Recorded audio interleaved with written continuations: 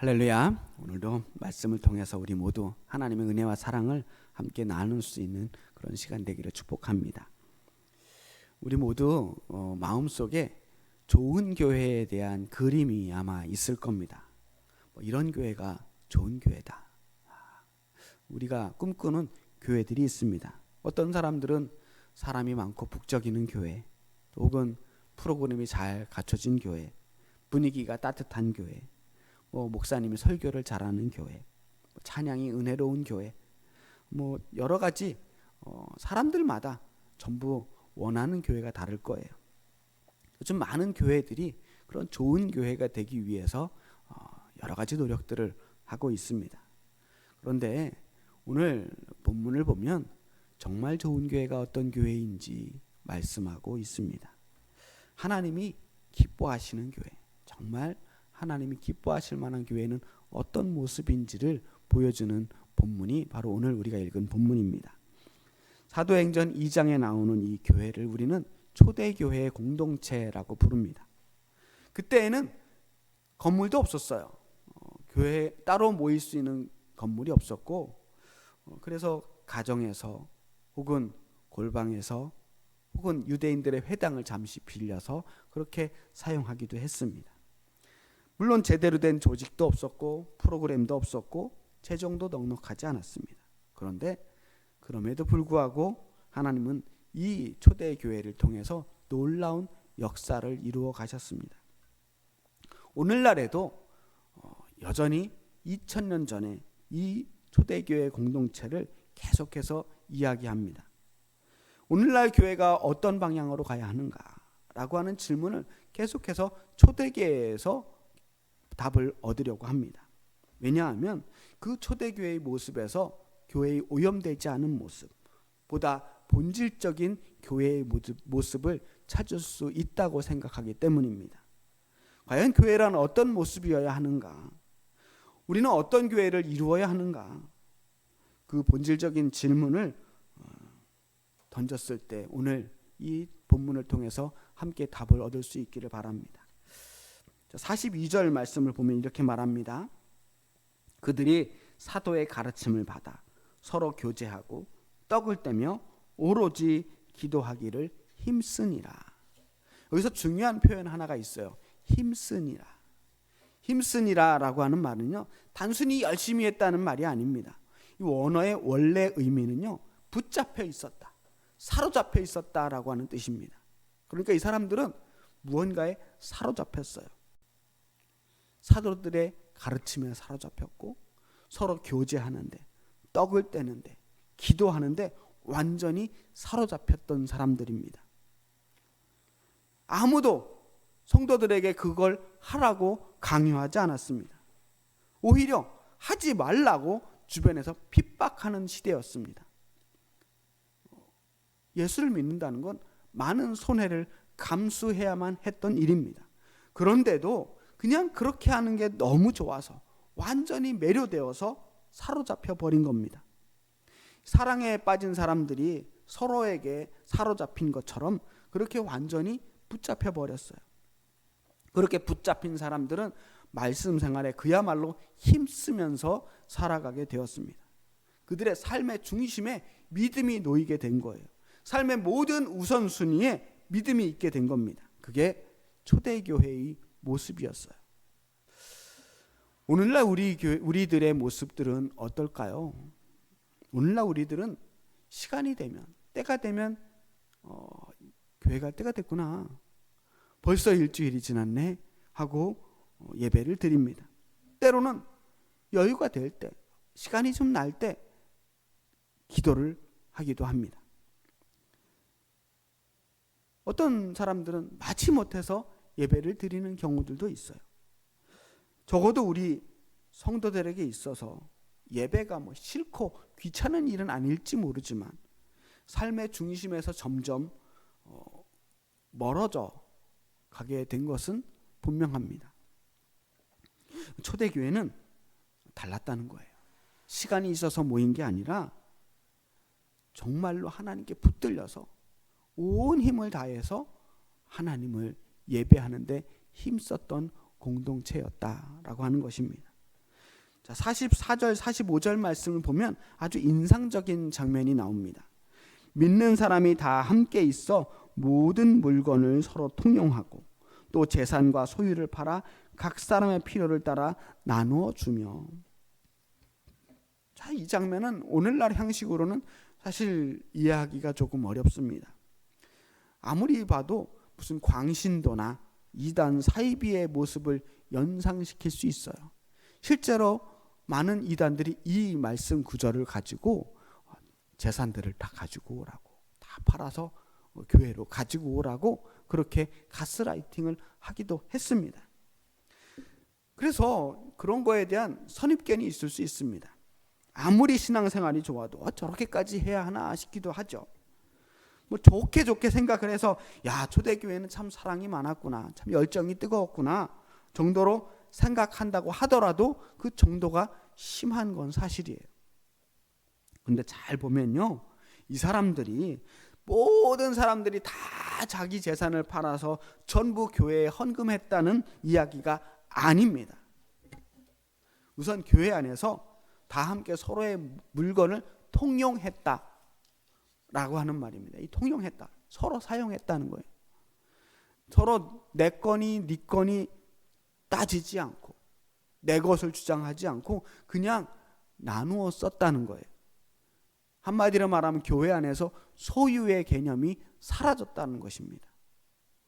게다가 재산과 소유를 팔아서 전부 교회에 헌금했다는 이야기가 아니고 필요를 따라 나누어 주었다라고 되어 있어요. 필요를 따라 나누어 줬다. 그 당시에 교회 아니든 밖이든 참 가난한 사람들이 많았습니다. 끼니 걱정하는 사람들도 많이 있었어요. 그래서 조금 더 여유가 있는 사람들이 자신의 재산을 팔아서 한 공동체 안에서 나는 이렇게 배부르게 먹고 사는데 같은 공동체 안에서 굶는 사람이 있어야 되겠는가. 그래서 그 사람을 위해서 자신의 재산과 소유를 팔아서 필요에 따라 나누어 주었다는 거예요. 이 땅에 진정한 하나님의 나라를 만들어 보려고 했던 것입니다. 적어도 교회 안에서는 가난한 사람도 없고 부자인 사람도 없었으면 좋겠다라고 하는 그야말로 꿈 같은 이야기를 현실로 만들어 보려고 했던 사람들이에요. 인류의 역사상 이 꿈 같은 이야기를 잠시나마 실현시켰던 유일한 시기가 아니었을까 생각합니다. 왜 그랬을까요? 초대교회 성도들은요, 인생의 가치관이 바뀌었던 사람들이었기 때문입니다. 자신의 재산, 자신의 시간, 자신의 그 모든 것을 더 이상 나의 것이라고 생각하지 않게 되었습니다. 이미 내 인생의 주인이 바뀐 사람이에요. 예수님을 나의 주님이라고 고백했던 사람입니다. 나의 주인. 나의 주인이 누구냐? 예수님이 나의 주인이다 라고 고백할 수 있었던 사람들이에요.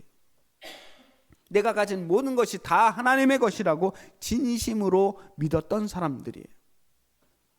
내 이웃을 내 몸과 같이 사랑한다 라고 하는 그 말을 말뿐이 아니라 실천으로 옮길 수 있었던 사람들입니다. 그래서 초대교회 교인들은 많이 가졌던 사람들이 아니라 함께 온 힘을 다해 나눌 수 있었던 사람들입니다. 정말 유토피아죠. 너무나 꿈 같은 공동체입니다. 이게 우리가 처음 세웠던 교회의 모습이었습니다. 이런 교회가 예수님께서 세우고자 하셨던 교회의 모습이라는 거예요. 솔직히 오늘날의 현실과 맞지 않을 수도 있습니다. 재산과 소유를 팔아서 함께 나누며 살아간다는 게 현실적으로는 불가능하죠. 근데 우리가 오늘 이 초대교회 이야기에서 봐야 할 것은 누가 얼마나 헌신하고 누가 얼마나 희생했느냐 하는 것이 아닙니다. 그들은 희생한다고 생각하지도 않았어요. 그냥 하나님께 받은 은혜, 주님께 배운 말씀대로 그렇게 살아보려고 하는데 전심을 다했던 사람들이었습니다. 마음을 다하여 뜻을 다하여 하나님을 사랑해보자.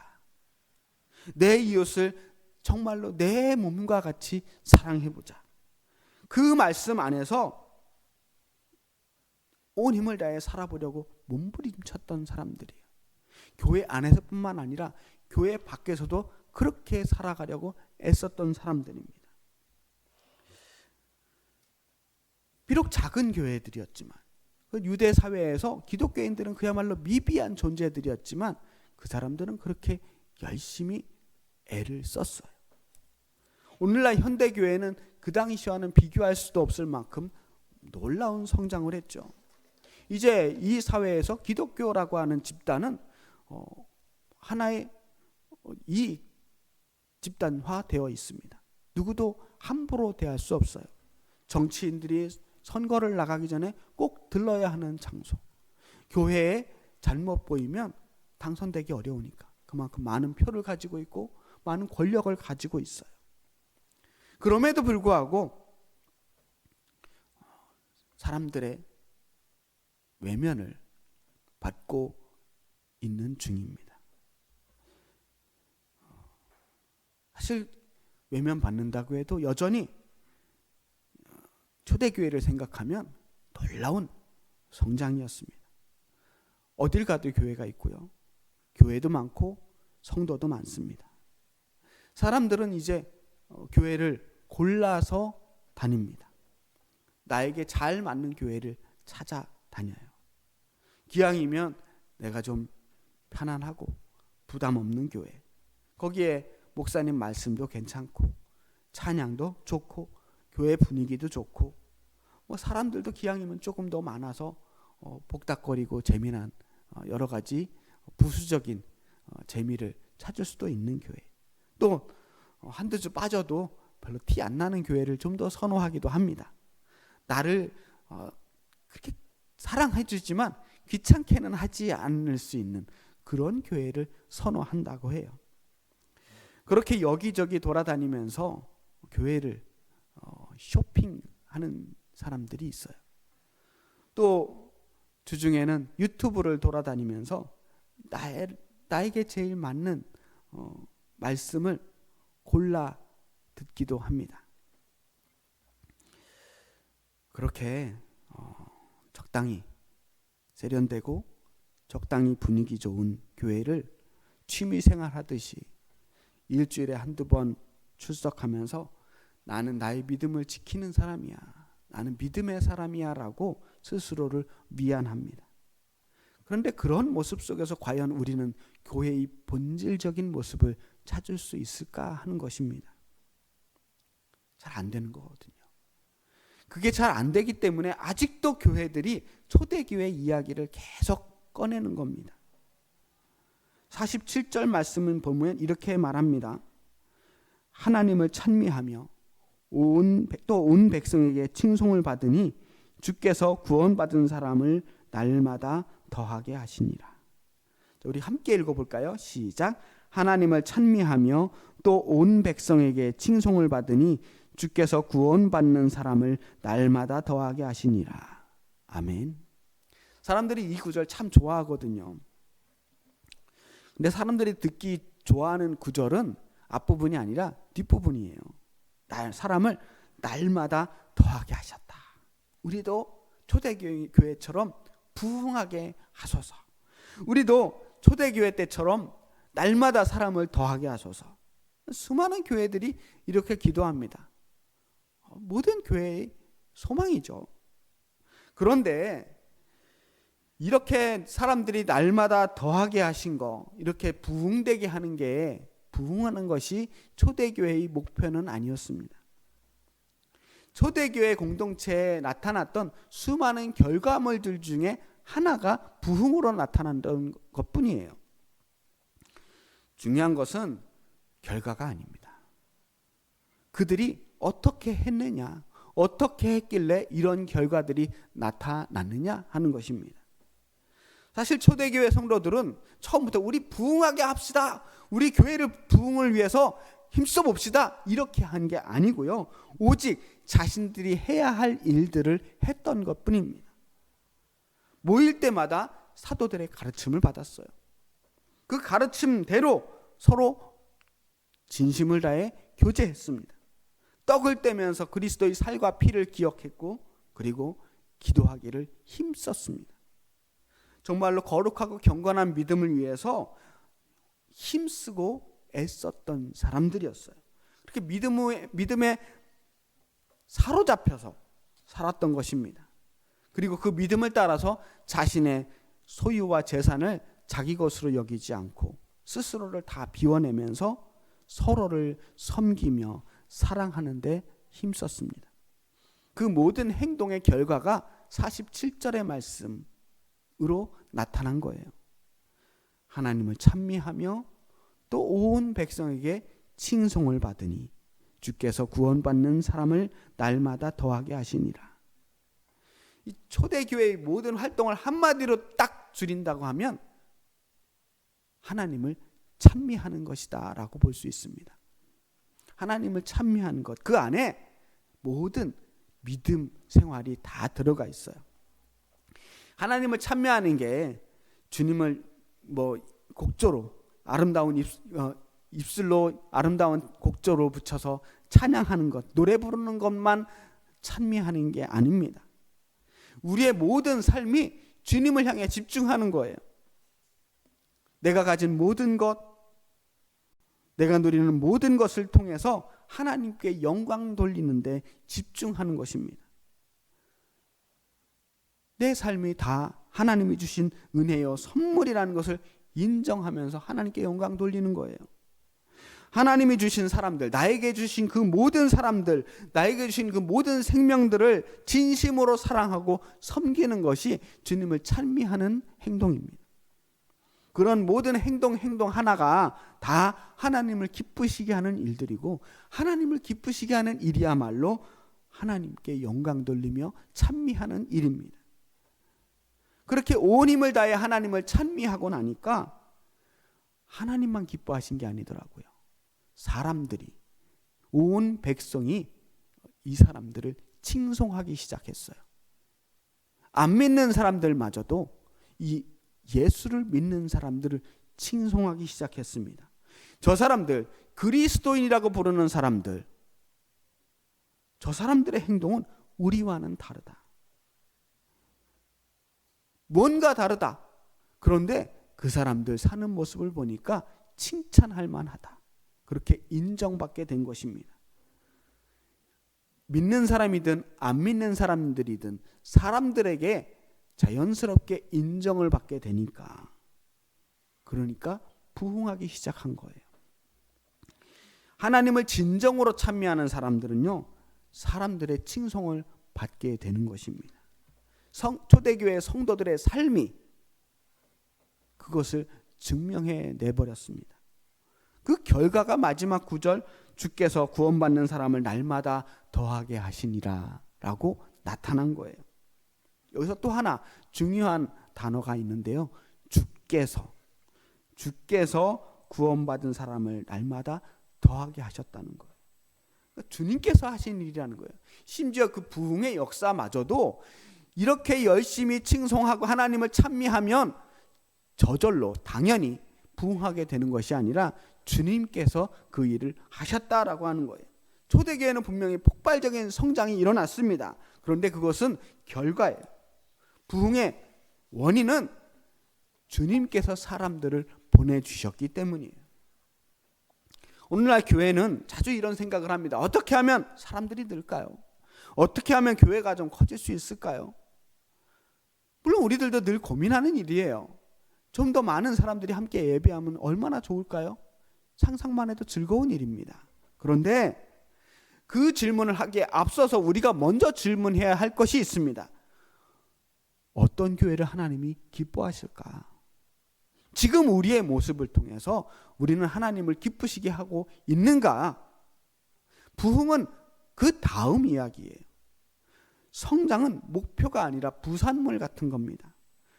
우리가 하나님을 기쁘시게 하면, 그렇게 하나님을 기쁘시게 하는 교회가 되고 나면 그 다음에 하나님이 원하시면 하나님께서 사람들을 보내주시기도 하고 부흥할 수도 있는 겁니다.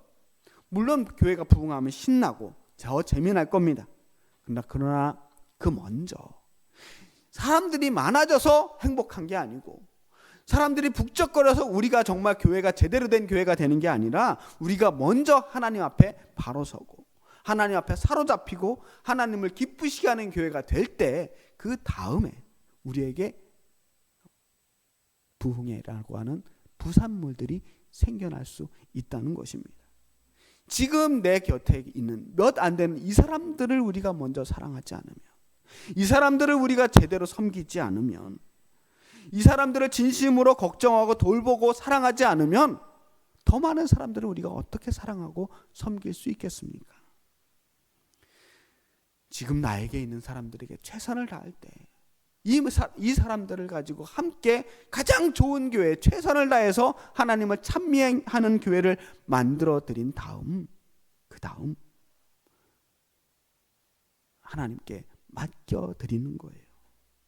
하나님이 함께 하신다면, 우리 공동체 안에 하나님이 함께 하신다면, 우리는 이미 살아있는 교회고 강한 교회고 하나님이 기뻐하시는 교회입니다. 오늘 우리는 이 초대교회를 부러워하기 위해서 이 말씀을 본 것이 아닙니다. 우리 교회도 이렇게 되기 위해서 이 말씀을 읽는 겁니다. 우리는 어디서부터 시작해야 할까요? 거창한 거 우리가 목표할 수 없습니다. 초대교회도 처음부터 그렇게 완벽한 교회는 아니었습니다. 그냥 모인 거예요. 두세 사람이 모인 거예요. 그리고 말씀을 들었습니다. 함께 기도했습니다. 함께 열심히 밥을 먹었습니다. 그런 단순한 일들에 사로잡혔던 사람들입니다. 우리 한번 질문해 봅시다. 나는 지금 무엇에 사로잡혀 있는가? 우리는 과연 믿음에 사로잡혀 있는가? 아니면 다른 것에 사로잡혀 있는가? 교회는 건물이 아니고, 교회는 프로그램도 아니고, 오직 하나님께 사로잡힌 사람들의 공동체여야 합니다. 그렇게 하나님께 사로잡힌 사람들이 모이면 말씀이 살아나고, 기도가 살아나고, 서로를 향한 사랑이 살아나게 되는 것입니다. 그리고 그 사람들을 지켜보는 사람들이 그렇게 말할 겁니다. 그 교회는 다르다. 그 교회에 다니는 사람들은 다르다. 그런 사람들에게 칭송받는 교회가 될 때 하나님께서 친히 역사하게 될 것입니다. 우리가 사람을 더하려고 애쓰지 않아도 주님께서 더하게 하실 것입니다. 오늘 이 예배를 마치고 각자의 삶으로 돌아가실 때 한 가지만 기억해 주시기 바랍니다. 지금 내 옆에 계신 바로 그 사람이 바로 초대교회 때 있었던 그 한 사람 한 사람처럼 가장 섬겨야 할 사람, 나에게 가장 소중한 사람이라고 하는 것을 기억해야 합니다. 지금 앉아있는 이 자리, 우리가 예배하는 이 자리가 그 공동체의 시작이 될 수 있기를 축복합니다. 이런 교회 됐으면 좋겠습니다. 오늘 우리가 그런 기도를 드리기 전에 우리가 한 사람 한 사람 결단할 수 있기를 바랍니다. 주님, 오늘 우리를 사로잡아 주시옵소서. 말씀에 사로잡히게 하시고, 기도에 사로잡히게 하시고, 서로를 향한 사랑에 사로잡히게 하여 주옵소서. 그리하여 그 사로잡힌 우리들을 통해서 이 땅에 하나님의 나라를, 하나님의 정의를, 하나님의 사랑을 이루어가게 하여 주옵소서. 이렇게 결단하는 우리 엘림교회 성도님들이 되시길, 또 우리가 그런 교회가 되어가기를 주님의 이름으로 축복합니다. 기도하겠습니다. 살아계신 아버지 하나님, 우리가 좋은 교회를 꿈꿉니다. 크고 아름답고 부흥하는 교회가 아니라 주님이 기뻐하실 만한 교회를 꿈꿉니다. 주님께 사로잡힌 사람이 되게 하여 주옵소서. 주님을 향한 열심이 우리의 삶을 이끌어가게 하여 주옵소서.